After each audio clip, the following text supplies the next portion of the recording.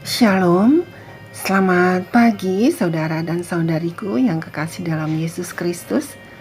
Renungan pagi hari ini tanggal 9 September, judulnya Penabur Semawi. Sebelum kita mendengarkan firman Tuhan, mari kita berdoa. Ya Allah Bapa kami yang bertata dalam kerajaan surga, di pagi hari yang indah ini Tuhan, kami bangun lagi dengan kekuatan tubuh yang baru. Kami bisa menghirup udara segar.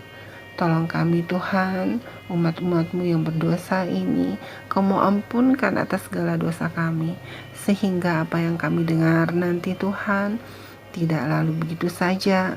Kami bisa mengerti maksud Tuhan dalam kehidupan kami, menolong perubahan hidup kami lebih dekat denganmu. Terima kasih Tuhan, tolong dengar doa kami. Dalam nama anak-Mu Yesus Kristus kami berdoa. Amin. Saudaraku, ayat renungan terdapat dalam kitab Matius 13 ayat 3. Demikian firman Tuhan. Adalah seorang penabur keluar untuk menabur. Saudaraku yang kekasih dalam Yesus Kristus, mari kita dengarkan uraiannya.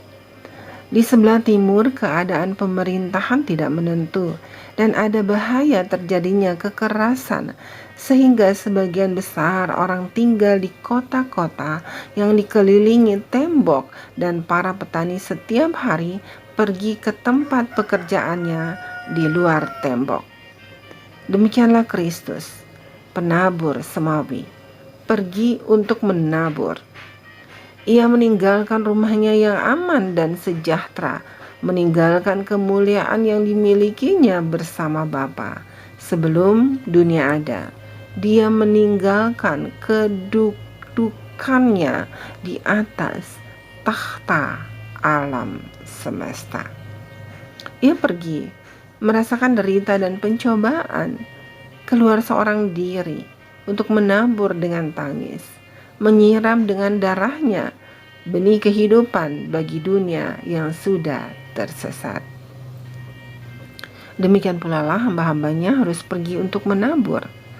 Tak kala dipanggil menjadi seorang penabur benih kebenaran, Abraham disuruh, "Pergilah dari negerimu dan dari sanak saudaramu dan dari rumah bapamu ini ke negeri yang akan kutunjukkan kepadamu."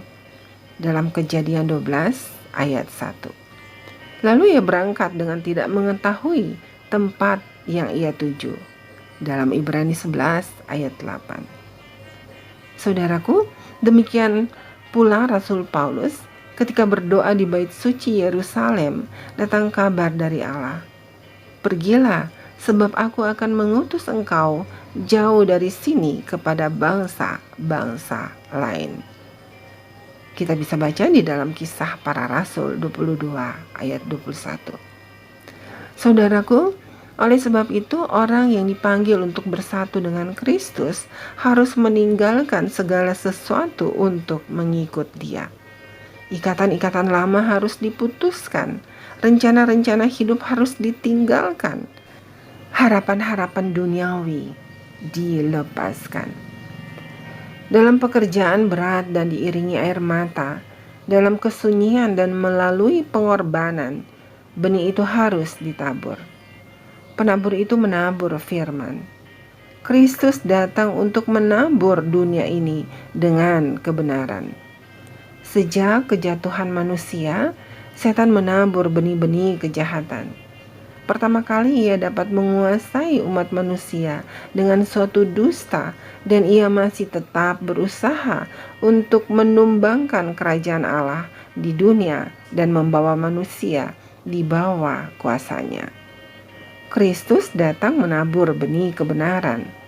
Seorang penabur dari dunia yang lebih tinggi, dia yang telah berdiri dalam majelis Allah, yang telah tinggal di tempat yang maha suci, bait suci yang kekal, dapat membawa kepada manusia prinsip-prinsip kebenaran yang murni. Sejak kejatuhan manusia, Kristus telah menjadi oknum yang menyatakan kebenaran kepada dunia. Melalui Dialah benih yang baka itu, firman Allah yang hidup dan yang kekal. Dalam 1 Petrus 1 ayat 23 disampaikan kepada manusia. Dalam janji pertama yang diucapkan kepada leluhur kita yang jatuh ke dalam dosa di Taman Eden, Kristus menaburkan benih Injil. Tetapi adalah tugasnya secara pribadi bekerja di antara manusia dan terhadap pekerjaan yang didirikannya, khususnya yang dimaksudkan dalam perumpamaan seorang penabur itu. Dalam seri Membina Keluarga halaman 22 dan 23. Saudaraku yang kekasih dalam Yesus Kristus, mari kita renungkan lebih dalam. Benih apakah yang dapat saya tabur untuk kerajaan Allah hari ini? Mari kita berdoa.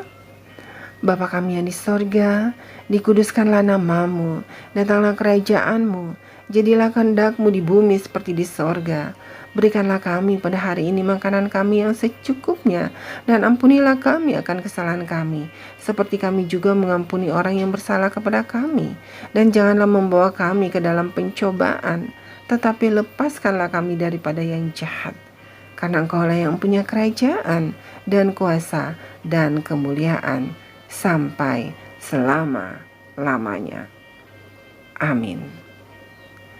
Saudaraku yang kekasih dalam Yesus Kristus, selamat beraktivitas di sepanjang hari kerja hari ini. Andalkan Tuhan Yesus sebagai penambur semawi dalam setiap aktivitas saudara dan saya. Tuhan Yesus memberkati. Amin.